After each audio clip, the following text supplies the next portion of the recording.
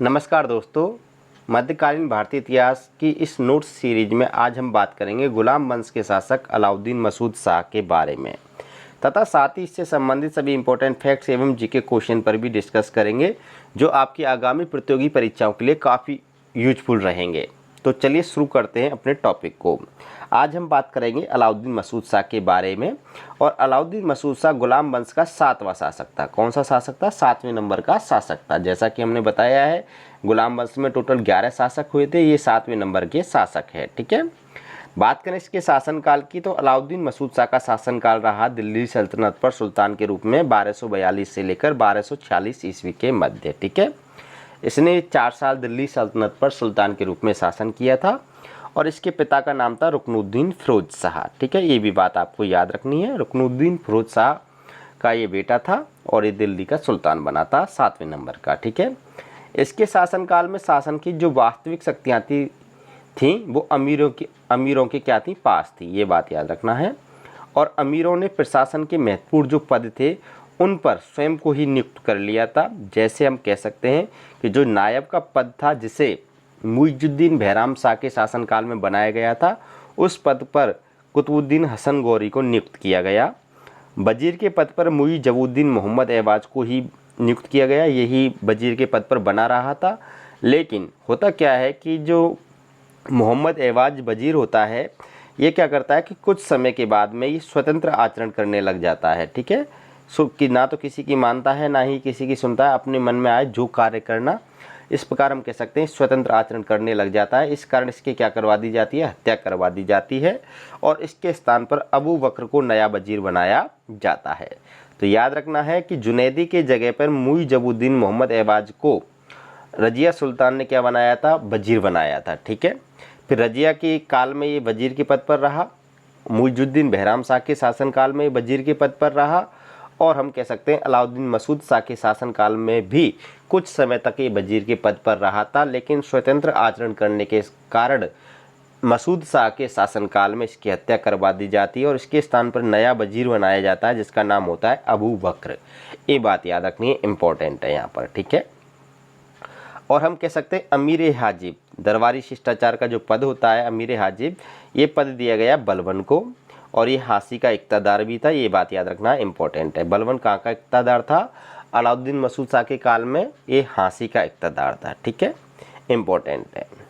इससे पहले ये जो अमीर हाजिब का जो पद था ये किसके पास था? इख्तियारुद्दीन कराकुस के पास था जो लाहौर का इक़्तिदार था। इसके शासनकाल में ही लाहौर को लूटा गया था। यानी इख्तियारुद्दीन कराकुस जब मंगोल आक्रमण करते हैं लाहौर पर तो ये लाहौर को छोड़कर भाग जाता है। ठीक है, और उसके बाद में मंगोल लाहौर को लूटते हैं। मुइजुद्दीन बहराम शाह के शासनकाल की बात है 1241 ईस्वी में। ठीक है, ये वही इक़्तिदार है इख्तियारुद्दीन कराकुस। इसके पास क्या था? अमीर हाजिब का पद था। लेकिन अलाउद्दीन मसूद शाह के शासनकाल में ये पद किसको दिया जाता है? बलबन को दिया जाता है जो हांसी का इक़्तिदार होता है। ठीक है, इंपॉर्टेंट है, ये बात याद रखनी है। मिनहाज के अनुसार इस पद के मिलने के बाद में दरबार में बलबन का कोई भी प्रतिस्पर्धी शेष नहीं बचा था। ठीक है, ये बात भी इंपॉर्टेंट है, याद रखना है। और जो काजी का पद था वो सफूर खानी के लिए दिया गया था और इससे पहले ये जो पद था मिनहाज के पास था। यानी हम कह सकते हैं मिनहाज को हटाकर काजी के पद से मिनहाज को हटा दिया गया। मिनहाज उसराज काजी के पद पर था, इसको काजी के पद से हटाया गया और सफूर खानी को नया काजी बनाया गया। ठीक है, और मंडौर और नागौर का इक़्तिदार किसे बनाया गया? किसलू खां को बनाया गया जिसने दिल्ली सल्तनत के सिंहासन पर अपनी दावेदारी की थी। जो एक हाथी और नागौर की इक़्तिदारिता के बदले में इसने दिल्ली के सिंहासन से अपनी दावेदारी त्याग दी थी। ठीक है, ये वही किसलू खां है। अब हम देख लेते हैं अलाउद्दीन मसूद शाह के शासनकाल की प्रमुख घटनाएं कौन कौन सी थीं, उनको समझिएगा। तो सबसे पहली घटना है कि उत्तर पश्चिम में इसके शासनकाल में अशांति उत्पन्न होती है। तो समझिएगा कि उत्तर पश्चिम में उच्च, मुल्तान और मंगोल, ये 3 लोग क्या कर रहे थे? 3 स्थानों पे क्या अशांति पैदा हो रही थी। देखिए, उच्च का जो इक़्तिदार था वो कौन था? कबीर खां अयाज था। मुल्तान में हसन कारलू क्या कर रहा था? अशांति फैला रहा था। और मंगोलों में जो उनका नेता था मंगू था, वो भी अशांति फैला रहा था। ठीक है, तो उक्त तीनों ने क्या है कि उत्तर पश्चिम क्षेत्र में अशांति उत्पन्न कर रखी थी। तो इनके दमन के लिए किसको भेजा जाता है? इनके दमन के लिए बलबन को भेजा जाता है और बलबन ने क्या किया, इस क्षेत्र में शांति स्थापित करता है, इन तीनों को हराता है और यहाँ पर शांति स्थापित करता है। इसके बाद में जो बलबन होता है इसको मलिक से खान की पदोन्नति कर दी जाती है, यानी इसको मलिक से खान बना दिया जाता है। इसको खान की पदवी यानी इसकी जो ग्रेड है वो मलिक से बढ़ाकर कहाँ कर दी जाती है, खान पर कर दी जाती है। ये बात भी आपको याद रखनी है, इसकी पदोन्नति हो जाती है, प्रमोशन हो जाता है, मलिक से खान बन जाता है। क्लियर। अब इसके बाद में देखिए दूसरा कि बंगाल में अशांति। दूसरे नंबर पर हम देखता है इसके शासनकाल की दूसरी घटना क्या है कि इसके शासनकाल में बंगाल में भी अशांति उत्पन्न होती है। और बंगाल में अशांति कौन उत्पन्न करता है, तुगान करता है। इसके नेतृत्व में क्या है, बंगाल में अशांति उत्पन्न होती है, यानी ये विद्रोह करता है तुगान। बंगाल में विद्रोह कौन करता है, दिल्ली सल्तनत के सुल्तान के खिलाफ तुगान विद्रोह कर देता है। इससे बंगाल में अशांति उत्पन्न हो जाती है। अब हम बात करते हैं तमन खां। तमन खां उस समय अवध का सूबेदार था, यानी अवध का सूबेदार था तमन खां, और तमन खां को तुगान का दमन करने के लिए बंगाल अभियान पर भेजा जाता है। फिर हम देख लेते हैं कटासिन का युद्ध जो 1242 ईस्वी में हुआ था तुगान और तमन खां के बीच में। ठीक है, जिस तक तुगान का दमन करने के लिए कौन जाता है, तमन खां जाता है।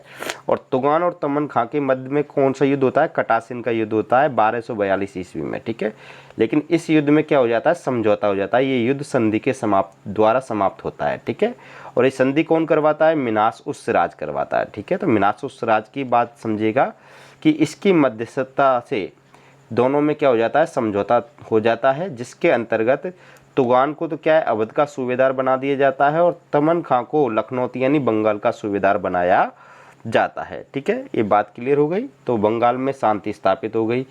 फिर उसके बाद में नेक्स्ट पॉइंट देखिए कि मृत्यु। इसकी मृत्यु किस प्रकार होती है, तो देखिए 1246 ईस्वी में बलबन ने षड्यंत्र पूर्वक मसूद शाह को कारागार में डाल देता है और वहीं पर इसकी क्या हो जाती है, मृत्यु हो जाती है। यानी हम कह सकते हैं इसकी मृत्यु में इसको जेल में डालने का जो योगदान है वो किसका रहता है, बलबन का रहता है।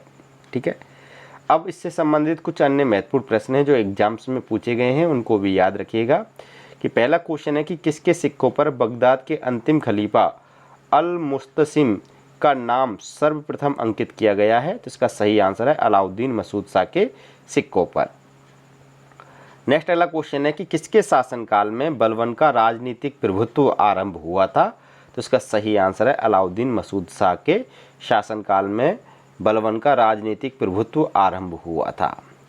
नेक्स्ट अगला क्वेश्चन है कि अलाउद्दीन मसूद शाह को सिंहासन से हटाकर नसरुद्दीन महमूद शाह को सुल्तान बनाने में मुख्य योगदान किसका रहा था, तो इसका सही आंसर है बलबन का रहा था।